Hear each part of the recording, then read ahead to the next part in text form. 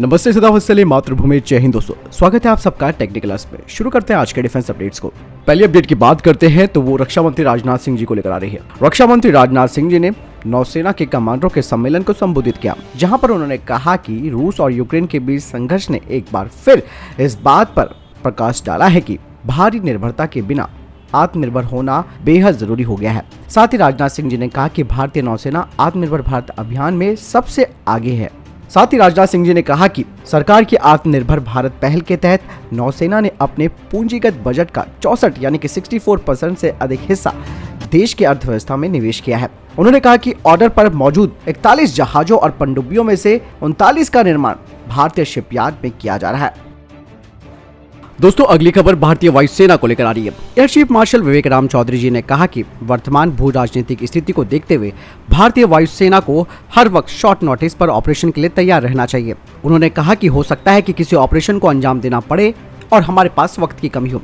इसके अलावा अभी हाल ही में एयर चीफ मार्शल विवेक राम चौधरी जी ने कहा था कि यूक्रेन युद्ध में हाइपरसोनिक मिसाइलों का इस्तेमाल हो सकता है और भारतीय वायुसेना भी अब अपने भंडार में ऐसे हथियार रखने की योजना बना रही है। साथ ही उन्होंने कहा कि तेज गति वाली हाइपरसोनिक मिसाइलों को रोकना मुश्किल है, इसीलिए भारतीय वायुसेना को इससे निपटने के लिए तैयार रहना चाहिए।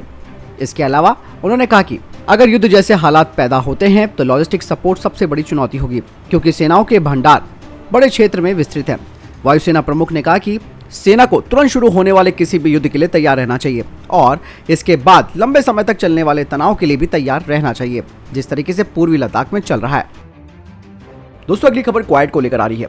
दोस्तों, अमेरिका के राष्ट्रपति जो बाइडेन 24 मई को जापान और दक्षिण कोरिया की द्विपक्षीय यात्रा करेंगे, जहां पर वे क्वाड शिखर सम्मेलन में शिरकत करेंगे। साथ ही अमेरिका ने इस बात का भी संकेत दिया है कि यूक्रेन में कभी न खत्म होने वाली ये उथल पथल के बीच इंडो पैसिफिक को वो नहीं भूला है। इसके अलावा व्हाइट हाउस का बयान इस बात की ओर इशारा करता है कि राष्ट्रपति बाइडेन 12 से 13 मई को वॉशिंगटन में यूएस आसियान शिखर सम्मेलन के साथ इंडो पैसिफिक के साथ 1 साल से अधिक की गहन कूटनीति का निर्माण करेंगे। अमेरिका का संदेश यहाँ पर साफ है कि उसने चीन को भुलाया नहीं है। साथ ही यूक्रेन अब एकमात्र एजेंडा नहीं है अमेरिका का। हालांकि दोस्तों, जो क्वाड सम्मेलन होगा उसका एजेंडा अभी तक तय नहीं किया गया है। अगली खबर अमेरिका को लेकर आ रही है। रूस यूक्रेन के बीच लगातार जंग जारी है। ऐसे में अमेरिका समेत कई दूसरे देश जहां इस युद्ध को लेकर रूस की कड़ी आलोचना कर रहे हैं। साथ ही अब तक कई प्रतिबंध भी बाइडेन प्रशासन की ओर से लगाए जा चुके हैं। वहीं भारत यूक्रेन पर सीधे तौर पर किसी भी तरीके की आलोचना से बचता रहा है और लगातार रूस से व्यापार कर रहा है। इस बार फिर से अमेरिकी सीनेट के एक अधिकारी ने भारत के इस रुख को लेकर सवाल खड़े किए हैं। साथ ही उन्होंने कहा कि भारत और रूस की जो दोस्ती थी वो उस समय पर हो गई थी जब अमेरिका भारत के साथ साझेदार बनने की स्थिति में नहीं था। हालांकि एंटी ब्लिंकन ने आगे कहा कि अमेरिका अब भारत के साथ रिश्तों को मजबूत करने की दिशा में काम कर रहा है। अब दोनों देशों के बीच रणनीतिक साझेदारी बढ़ रही है। भारत के मामले में एक रिश्ता है जो दशकों पुराना है।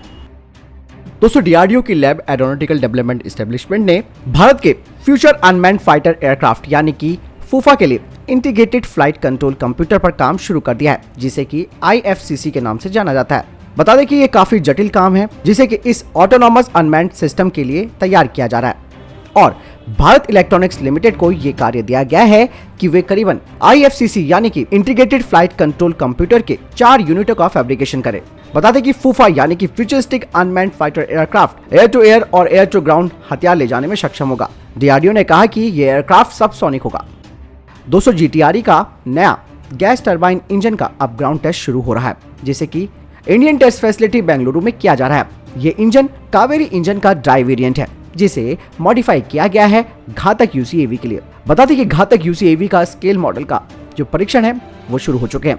इसके अलावा GTRE की ये योजना है कि इस इंजन में आने वाले समय में आफ्टर बर्नर को भी लगाया जाएगा और ये प्रोग्राम AMCA Mark II से अलग रखा गया है, क्योंकि अभी भारतीय वायुसेना की जो इंजन की जरूरत है उन्हें अमेरिका, रशिया, ब्रिटिश और फ्रांस के इंजनों से पूरी हो रही है। दोस्तों, अगली अपडेट HAL को लेकर आ रही है। HAL 5 रुस्तम 2 UAVs को बना रहा है, जिनका यूजर वैलिडेशन फ्लाइट ट्रायल होगा अक्टूबर 2022 में और जून में इसको अंतिम रूप दे दिया जाएगा। बता दें कि एरोनॉटिकल डेवलपमेंट एजेंसी पहले 2 UAV का इंटीग्रेशन करेगा और बाकी के 3 UAV को HAL इंटीग्रेट करेगा और उसके बाद HAL इसकी तकनीक को भी ट्रांसफर करेगा। भारत हेवी इलेक्ट्रिकल्स लिमिटेड ने US firm general electric power conversion के साथ एक एमओयू पर हस्ताक्षर किया, जिसके तहत fully integrated electric propulsion system को भारतीय नौसेना के लिए तैयार किया जाएगा। ये बिल्कुल नई तकनीक है जिसकी जरूरत भारतीय नौसेना के जंगी जहाजों के लिए है। बता दें कि general electric full electric power और प्रपल्सन सिस्टम का इंटीग्रेशन करेगा, जो कि भारतीय नौसेना के जहाजों की बेहतरीन फ्लेक्सिबिलिटी, पावर स्केलेबिलिटी और मेंटेनेबिलिटी को भी बढ़ाएगी। जी पावर और बीएचईएल जल्द ही इस दिशा तकनीक पर काम करेंगे और इसे मेक इन इंडिया के तहत तैयार किया जाएगा। बता दें कि भारतीय नौसेना मरीन प्रपल्सन सिस्टम पर आत्मनिर्भर होना चाहती है और इस दिशा में ये एक बड़ा कदम है। अगली खबर दोस्तों मॉरिशस को लेकर आ रही है। मॉरिशस के प्रधानमंत्री ने डॉनियर 228 के पैसेंजर वेरिएंट को शामिल किया है, जिसे कि भारत की लाइन ऑफ क्रेडिट के तहत उन्हें दिया गया है। साथ ही उन्हें भारत के द्वारा दिए गए एडवांस लाइट हेलीकॉप्टर को भी शामिल किया है। दरअसल ध्रुव हेलीकॉप्टर मॉरिशस पुलिस फोर्स की ऑपरेशनल क्षमताओं को बढ़ाएगा और डोनियर एयरक्राफ्ट मैरीटाइम चुनौतियों का मुकाबला करेगा, जिसमें कि भारतीय नौसेना और भारतीय कोस्ट गार्ड इनको ट्रेनिंग भी देंगे। तो दोस्तों ये थे अभी तक के टॉप डिफेंस और स्पेस अपडेट। वीडियो के सामने कोई प्रश्न जवाब आपको कोई सवाल है कमेंट सेक्शन में लिखकर जरूर पूछ सकते हैं। मिलता है वीडियो के साथ, चैनल सब्सक्राइब करना ना भूलिएगा। जय हिंद, वंदे मातरम।